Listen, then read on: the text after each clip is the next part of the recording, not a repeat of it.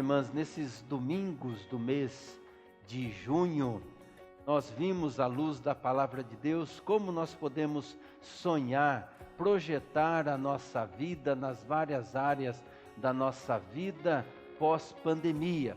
Nós trabalhamos sempre com a esperança. O povo de Deus é um povo que se abate, assim, que sente as pancadas da vida, que sente, as dores, o sofrimento alheio, é aquele que vivencia a sua humanidade, mas é um povo que sempre tem a esperança patente, a esperança de que amanhã vai ser melhor do que hoje, de que o mês que vem vai ser melhor do que esse, que o ano que vem vai ser melhor do que esse, porque nós cremos em Cristo Jesus, o nosso Senhor.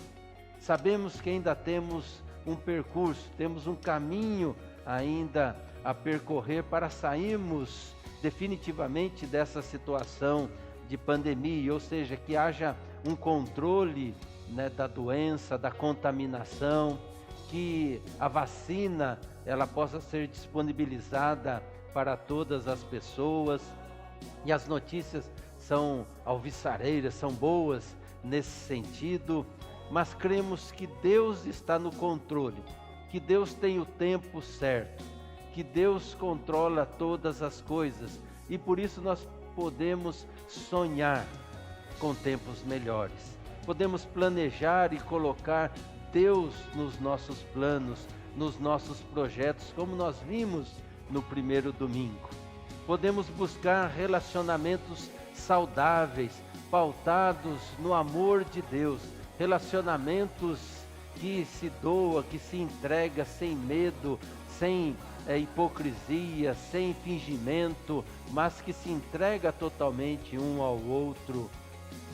Podemos também viver uma espiritualidade sadia com Deus, que desemboca no nosso cotidiano, no viver diário, servindo a Deus, servindo também ao nosso próximo, que mostra o Evangelho de Jesus no nosso dia a dia.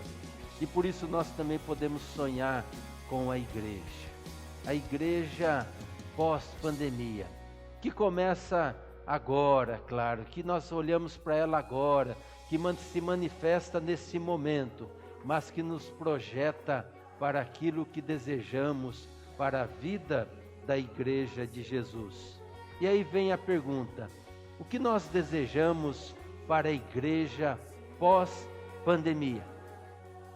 O que você deseja quando você pensa a igreja de Jesus? Quando você pensa ela de maneira geral? Quando você pensa na IPI da Vila, o que você deseja para a igreja pós-pandemia? E para isso eu quero ler um relato de um pastor que li num livro já há algum tempo sobre a sua igreja. E ela diz assim: a minha igreja é uma igreja bíblica, como a maioria das igrejas que conheço. Há nela maledicência, intrigas, gente que adultera e muitos que insistem em não obedecer a Deus, em não obedecer a sua palavra, como aqueles que oram, buscam uma vida de obediência e serviço. Arrependem-se, confessam os seus pecados, tornam-se ministros da reconciliação. É tão bíblica como eram as igrejas de Corinto e de Éfeso. Ela não é diferente. As pessoas que ali congregam, seus líderes e pregadores, todos vivem a mesma vida comum, com seus conflitos conjugais, crises pessoais, indefinições profissionais e dilemas espirituais. Certamente, temos na igreja e na vida dos seus membros histórias, fatos e experiências que chamariam a atenção por sua grandeza e beleza. Mas são situações extraordinárias. Elas não compõem o universo comum e ordinário da vida. Esse relato serve para todas as igrejas. Eu posso afirmar aqui que nenhuma igreja escapa daquilo que foi relatado por esse pastor sobre a sua igreja. Talvez algumas coisas mais, outras menos, mas estamos dentro desse relato. E por isso, a primeira coisa que eu quero dizer é que não espero uma igreja perfeita pós-pandemia. Nunca sonhei com isso, pois sei que isto é impossível.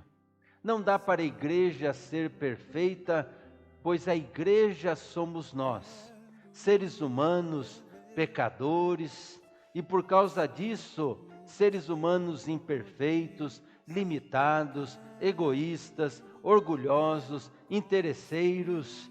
Tá bom, vou parar a lista aqui. Igreja perfeita não existe. E se você está procurando uma igreja perfeita, você que está nos assistindo, você que está participando desta celebração, está procurando uma igreja perfeita para frequentar pós-pandemia, eu vou dizer para você com todas as letras, não venha para cá. Não venha para a IPI da Vila, porque nós não somos uma igreja perfeita. E nós temos consciência disso. Não vivemos de forma hipócrita, fingindo ser algo que nós não somos. Não vivemos aqui o me engana que eu gosto. Buscamos a cada dia, como igreja, nos arrependermos dos nossos pecados e buscarmos sempre uma vida de santificação, uma vida de entrega, de submissão, de serviço a Deus, de adoração ao Senhor da vida. Mas eu posso dizer também, afirmar com todas as letras, que somos uma igreja que leva a sério a palavra de Deus, que anuncia as verdades de Deus, sem medo e sem meias palavras. Aqui não se prega aquilo que as pessoas querem ouvir, mas se prega aquilo que as pessoas precisam ouvir da palavra de Deus. Buscamos sempre ser uma igreja que prega o que vive e que vive o que prega. E por isso nós vamos ouvir hoje da palavra de Deus, aquilo que ela nos ensina sobre a igreja, sobre como a igreja deve agir, especialmente nesses tempos de pandemia, projetando a sua caminhada pós-pandemia, como nós devemos viver debaixo dessa palavra em submissão àquilo que Deus deseja para a vida da sua igreja e para a honra e glória do nosso Deus, para que possamos ser uma igreja relevante, uma igreja que está sempre antenada com a sua realidade e uma igreja que tem uma palavra que vai ao encontro das necessidades das pessoas nos dias de hoje e sempre. Para isso, vamos ler lá em Neemias, lá no Antigo Testamento, o livro de Neemias no capítulo 1.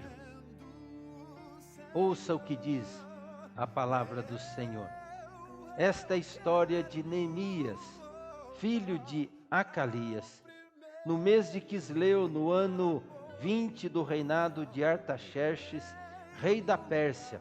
Eu, que me chamo Neemias, estava em Suzã, a capital do país.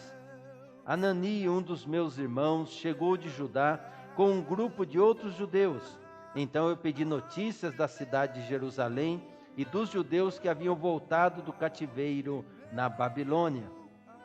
Eles me contaram que aqueles que não tinham morrido e haviam voltado para a província de Judá estavam passando por grandes dificuldades. Contaram também que os estrangeiros que moravam ali por perto os desprezavam. Disseram finalmente que as muralhas de Jerusalém ainda estavam caídas e que os portões que haviam sido queimados ainda não tinham sido consertados. Quando ouvi isso, eu me sentei e chorei. Durante alguns dias eu fiquei chorando, não comi nada e fiz a Deus esta oração. Ó Senhor Deus do céu, Tu és grande e nós te tememos. Tu és fiel e guardas a Tua aliança com aqueles que te amam e obedecem aos Teus mandamentos. Olha para mim, ó Deus, e ouve as orações que faço dia e noite em favor dos teus servos, o povo de Israel. Eu confesso que nós, o povo de Israel, nós temos pecado. Os meus antepassados e eu temos pecado. Com os nossos atos temos pecado contra ti e não temos obedecido aos teus mandamentos, não temos obedecido às leis que nos deste por meio de Moisés, o teu servo. Lembra agora do que disseste a ele: se vocês, o povo de Israel, forem infiéis a mim, eu os espalharei entre outras nações. Mas se depois disso vocês voltarem para mim e obedecerem aos meus mandamentos, eu os trarei de volta para o lugar que escolhi, para ali ser adorado, mesmo que vocês estejam espalhados pelos fins da terra. Senhor, estes são teus servos, o teu povo, tu os livraste do cativeiro com o teu grande poder e com a tua força. Ouve agora a minha oração e as orações de todos os outros teus servos que têm prazer em te adorar. Faze com que eu tenha sucesso hoje e que o rei seja bondoso comigo. Nesse tempo, eu estava encarregado de servir vinho ao rei. Neemias, quando recebeu essa notícia, a notícia sobre Jerusalém, ele estava em Suzã, onde ficava a residência de inverno dos reis persas. Por isso que ali estava naquele momento estabelecida a capital do reino. Era o ano de 444 a.C., no 20º ano do rei Artaxerxes I. Havia-se passado 13 anos que Esdras havia voltado para Jerusalém e 142 anos depois do cativeiro babilônico, quando o rei Ciro conquistou a Babilônia e deixou que o povo judeu retornasse para sua terra natal, passado ali o tempo do cativeiro, 70 anos de exílio. Muitos não voltaram, ou porque nesses 70 anos haviam nascido ali e se estabelecido na terra, outros porque se aculturaram, ou seja, se acostumaram ali na Babilônia, e ali construíram, e ali plantaram, ou seja, ali obedeceram aquilo que Jeremias disse na sua carta, lá no capítulo 28, plantem, aí construam, aí se casem, façam a sua vida, orem e peçam e trabalhem pela paz da cidade. Neemias provavelmente havia nascido nesse tempo, nascido ali na Babilônia, estava estabelecido, tinha uma posição social privilegiada. Os estudiosos acreditam que Neemias era mais do que um copeiro do rei, alguém que servia ali o vinho ao rei, experimentava o vinho do rei, mas uma espécie de conselheiro, alguém que tinha trânsito e prestígio junto ao rei. Mas isso não fez com que ele ficasse fechado, com que ele se acomodasse na sua situação, na sua posição, que ele se fechasse para aquilo que estava acontecendo em Jerusalém, para aquilo que estava acontecendo com o povo de Deus. Neemias recebeu alguns judeus, Anani, que era o seu amigo, que trouxeram notícias de Jerusalém, que haviam chegado de Jerusalém. E ele pergunta: como está lá? Quem faz uma pergunta sempre se compromete. Quem faz uma pergunta está disposto a ouvir todo o relato. Se você não está disposto a saber da vida, das condições, do sofrimento, da situação que as pessoas estão vivendo, não façam perguntas. Mas se você faz pergunta é porque você está interessado, porque você está preocupado. E Neemias perguntou: como estão lá os nossos irmãos? Como está a situação lá em Jerusalém? E a resposta atingiu em cheio o seu coração e o fez chorar. Lá no verso 3, relendo, diz: eles me contaram que aqueles que não tinham morrido haviam voltado para a província de Judá e estavam passando por grandes dificuldades.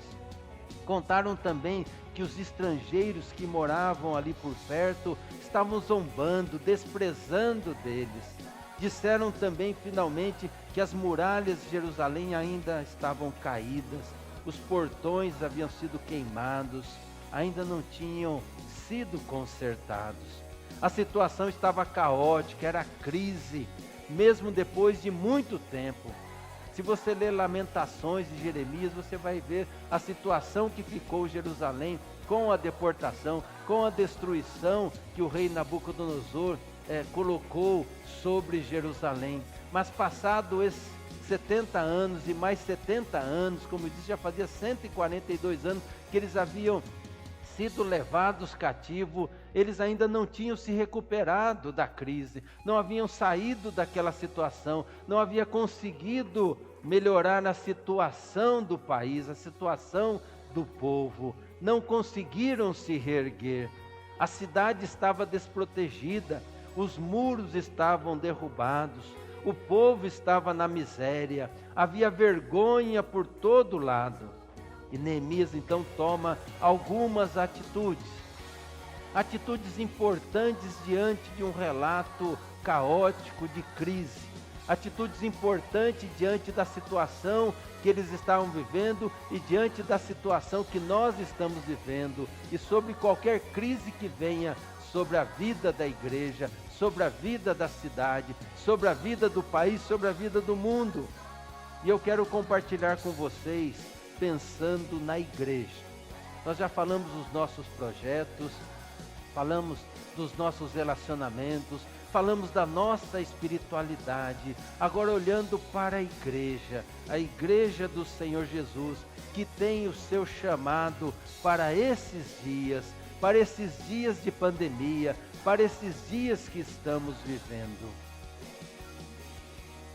Neemias, quando recebeu a notícia, ele chorou, orou e jejuou diante do Senhor.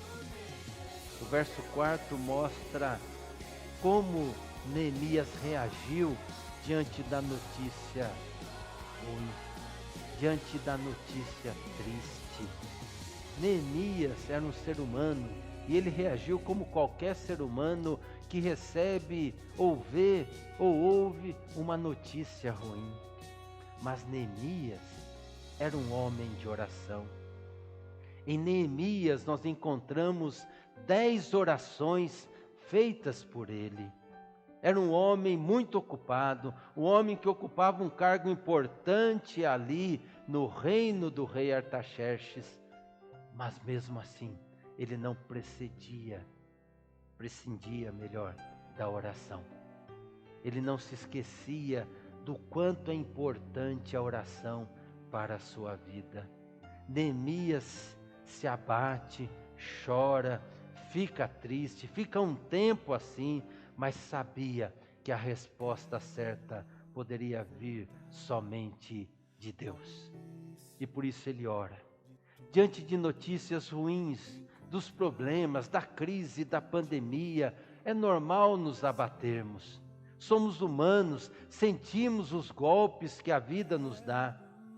Essa pandemia nos traz isso. Há dias que ficamos abatidos, muito entristecidos, diante das notícias que chegam.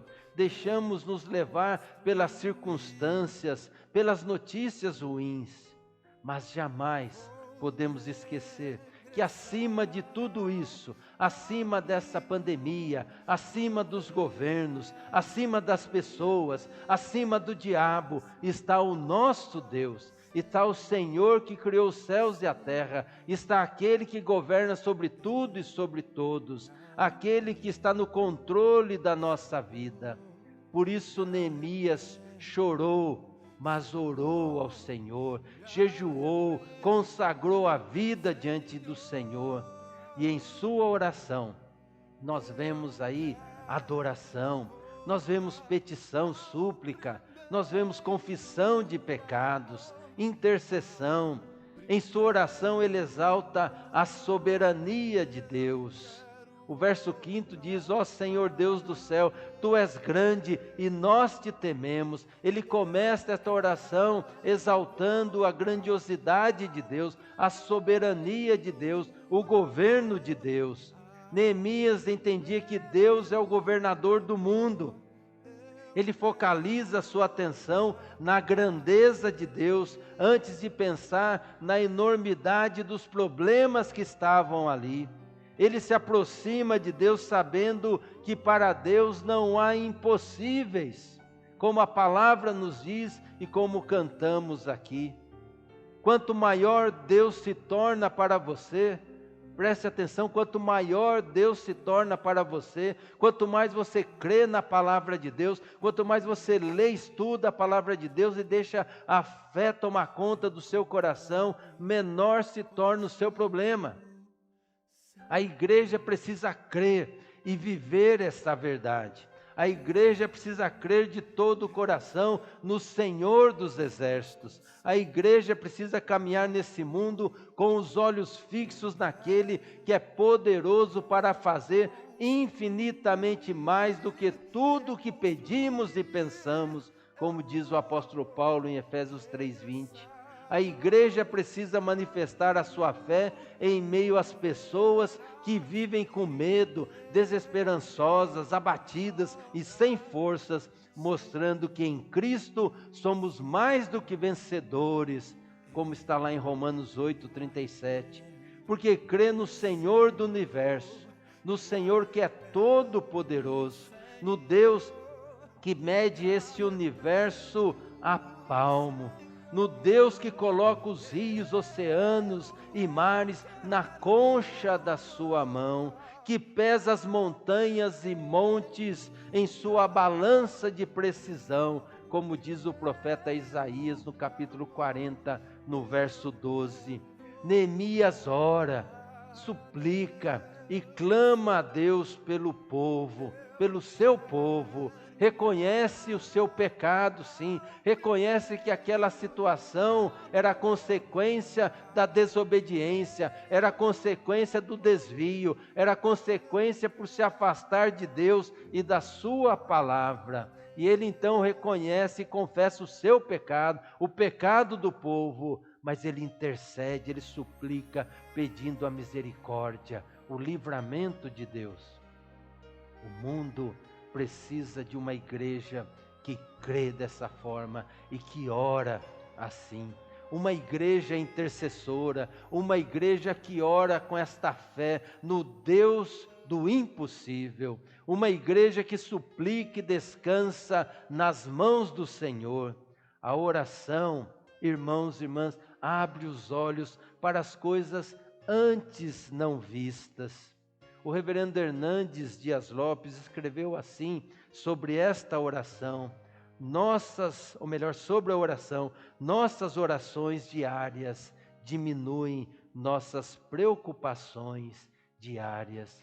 Ou seja, quanto mais você ora e coloca a sua vida, a sua súplica, a sua dor, o seu pedido diante do Senhor, mais você crê que Deus é poderoso para cuidar da sua vida em meio a todos os problemas. Mas Neemias, em sua oração, faz mais. Ele chora, ora, jejua, mas Neemias também se coloca à disposição de Deus, para ser um instrumento de Deus da libertação. Neemias orou, jejuou, lamentou por 120 dias. 120 dias. Quando você começa a ler o capítulo 2, quando ele conversa com o rei, havia se passado 4 meses que ele havia recebido a notícia sobre Jerusalém, e que ele chorou, orou e jejuou. Ficou 4 meses em súplica, 4 meses na presença do Senhor, fazendo as suas atividades, continuou o seu trabalho, mas clamando a Deus, orando ao Senhor. Ele colocou a causa do povo diante de Deus, mas também se colocou como instrumento para ser usado por Deus. No verso 11 Ele diz assim: ouve agora a minha oração e as orações de todos os outros teus servos que têm prazer em te adorar. E faze com que eu tenha sucesso hoje e que o rei seja bondoso comigo. Neemias ora e age. A oração não é um substituto para o trabalho, a não ser que não tenhamos mais nada a fazer.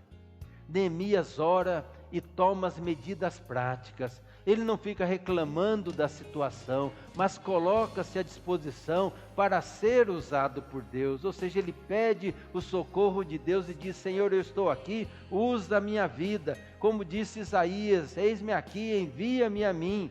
Neemias sabia que o coração do rei estava nas mãos do Senhor.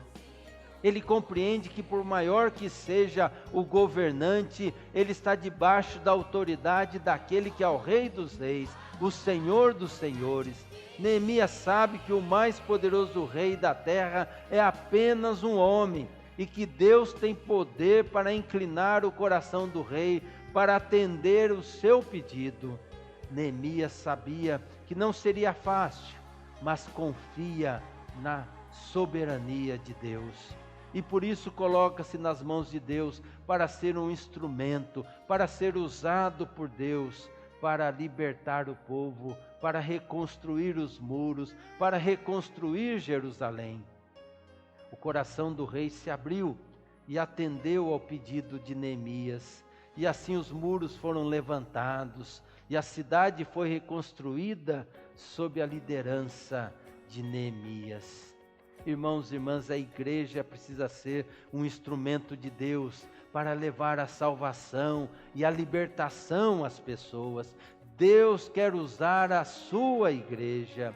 A igreja precisa assumir o seu DNA e cumprir a missão de Deus aonde ela está inserida, aqui na terra, aqui na cidade, aqui no nosso país. A igreja precisa se colocar à disposição de Deus e com coragem fazer a vontade do Senhor no mundo. A igreja precisa compreender que foi chamada para servir a Deus, servir ao próximo. Precisamos aprender com Neemias e nos colocar à disposição. E mais, Neemias sabia, ele tinha convicção que Deus o colocou ou havia colocado numa posição estratégica. Neemias, diante do problema, chora, fica angustiado, mas toma uma decisão que faz toda a diferença. Neemias ora a Deus confiando na sua providência. Ele também se coloca à disposição de Deus para ser um instrumento de bênção, porque sabia que não estava naquela situação por acaso. Ele sabia que ele ocupava um cargo importante, um cargo próximo ao rei Artaxerxes. Simplesmente, ele não estava naquela situação por acaso, mas ou porque era capaz, porque simplesmente ele tinha capacidade para isso, mas porque Deus o havia colocado naquela situação. Por isso que no final do verso 11, no final do capítulo, ele diz: nesse tempo eu estava encarregado de servir vinho ao rei. Numa outra tradução, Revista Atualizada, diz: eu era o copeiro-chefe do rei. O copeiro era aquele que tinha a incumbência de provar o vinho antes do rei, pois se o vinho estivesse envenenado, ele então recebia ali todo aquele veneno e morreria então no lugar do rei. O rei estaria livre. Mas como eu disse no início da mensagem, alguns biblistas acreditam que Neemias era uma espécie de conselheiro do rei, alguém muito próximo ao rei. Para muitos isso pode ser coincidência, mas para Neemias não. Para aquele que crê, nunca é coincidência. Pode até ser Jesuscidência, mas nunca coincidência, porque Deus está no controle.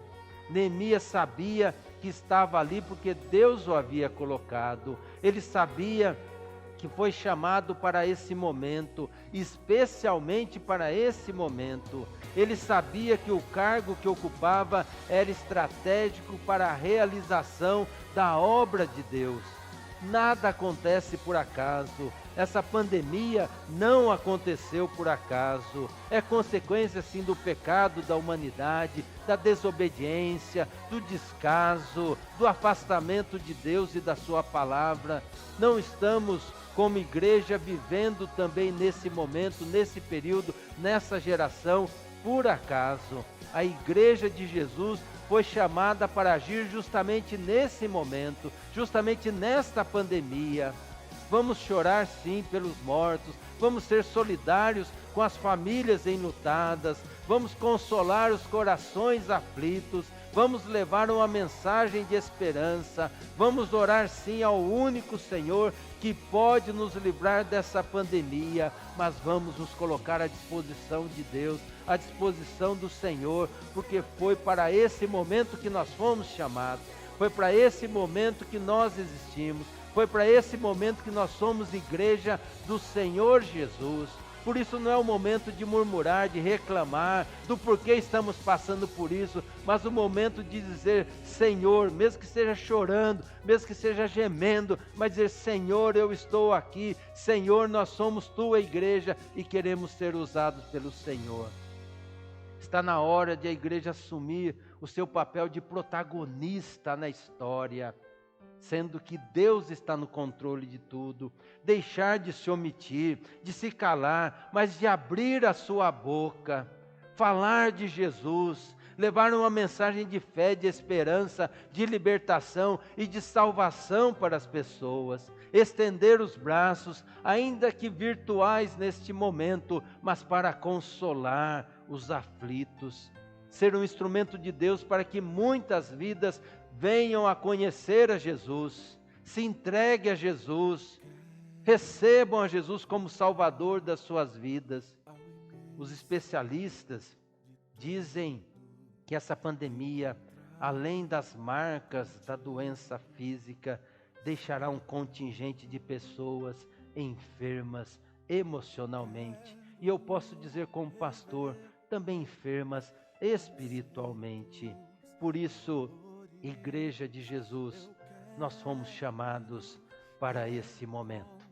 O que nos espera após pandemia, eu não espero tempos em que fiquemos sentados aqui nos nossos bancos, ouvindo, cantando e levantando as mãos. Isso tudo será feito e eu não vejo a hora de nos encontrarmos aqui, mas eu espero muito trabalho, porque o Senhor quer nos usar justamente nesse tempo.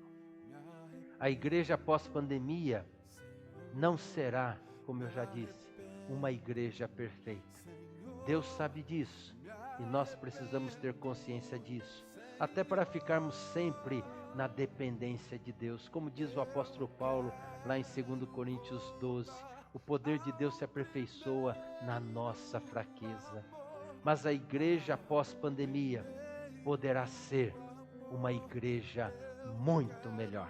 Muito melhor na oração, uma igreja que vive uma comunhão íntima e pessoal com o Senhor, que não abre mão do tempo de oração, da reunião de oração, de estarmos juntos em oração. Também uma igreja melhor no serviço a Deus, uma igreja que evangeliza, que prega o evangelho para todas as pessoas, uma igreja que vive diaconalmente, uma igreja que serve a Deus e ao próximo como ações indivisíveis, interligadas, uma igreja que ama sem preconceito, sem distinção. E por último, uma igreja melhor na compreensão e na fé, na soberania de Deus. A gente tem enfatizado isso, Deus está no controle. Mas até quanto você confia nisso?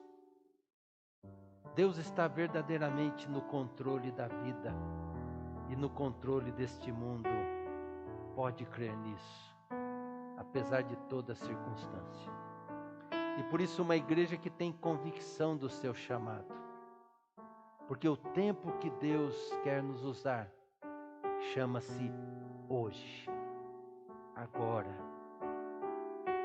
E por isso eu quero concluir com uma frase, um post que a Natália compartilhou conosco no nosso grupo da live, da transmissão.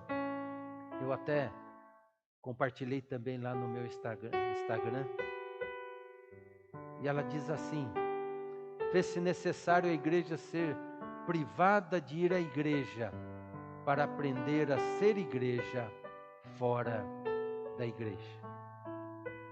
Fez-se necessário a igreja ser privada de ir à igreja, de ir ao templo, para aprender a ser igreja fora das quatro paredes.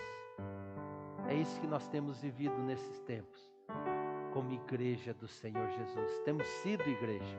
A IPI da Vila tem sido igreja, com a graça e a misericórdia de Deus, fora dos muros, fora dos portões. E que assim continue. Lembram os irmãos e irmãs que nós estávamos numa transição, e ainda estamos, porque a visão permanece de sermos uma igreja que trabalha com células, uma igreja que durante a semana se reúne, está evangelizando e servindo a Deus. Uma igreja onde a igreja acontece durante a semana. E nós nos reunimos aqui aos domingos para celebrar e nos alimentar da palavra do Senhor e da nossa comunhão com Deus e uns com os outros. Somos igreja, sempre, sempre, porque nós cremos no único Deus, Criador dos céus e da terra, soberano, governante de tudo e de todos. Somos igreja, porque servimos a Deus no nosso dia a dia. Somos igreja, porque servimos ao nosso próximo. Que Deus nos abençoe. Que Deus nos faça cada dia mais uma igreja relevante, uma igreja que pregue, que viva o Evangelho de Jesus, uma igreja que tenha consciência da realidade e do momento em que ela está vivendo e que foi chamada em nome de Jesus. Essa é a igreja de hoje, essa é a igreja pós-pandemia. Que Deus nos abençoe. Amém, amém e amém.